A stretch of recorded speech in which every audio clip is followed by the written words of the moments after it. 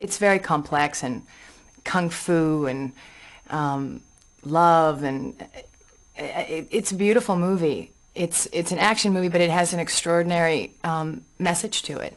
It's very beautiful. I call it a spiritual sci-fi film with extraordinary action.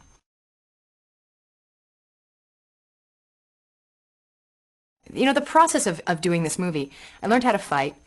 We went and shot guns, like full-on guns. That's an Australian expression that I can't seem to let go, full-on. Gun crazy. I flew a helicopter. I flew a helicopter, and the day that I trained with the pilot, we were in the helicopter, and I was very terrified of helicopters. I like big planes.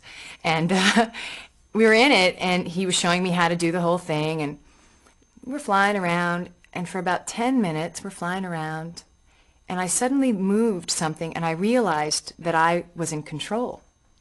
And I look at him, and he looks at me, and he goes, "You've been flying it for 15 minutes. And I was like, oh my God!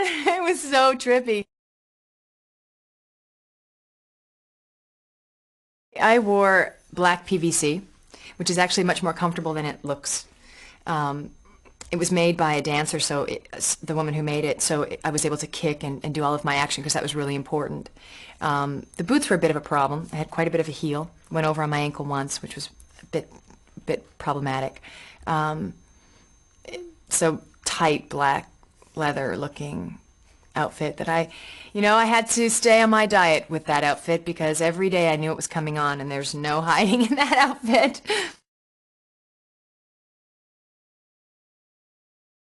It was the most phenomenal experience training for this film.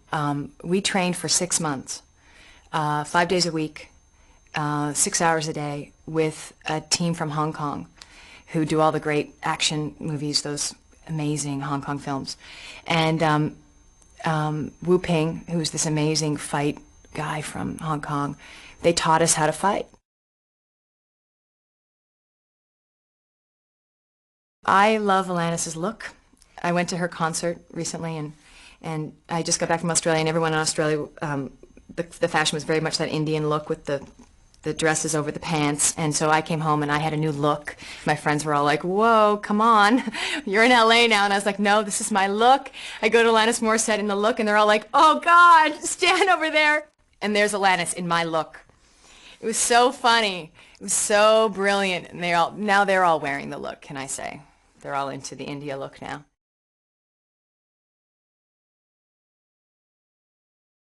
You know, when you first do karaoke, you're kind of like, no, no, no. Now I'm like, I do the whole dance number.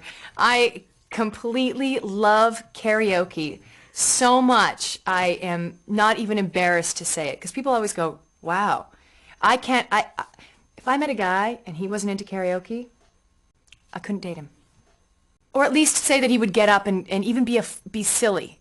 There's something about going and just having fun, and I just love the karaoke. And sometimes I sit alone and sing to my dogs. I have 2 dogs. I just sit there and I just riff. Just riff. I know I'm going to sound like a loser, but it's the truth of my personality. I love to perform. I love it.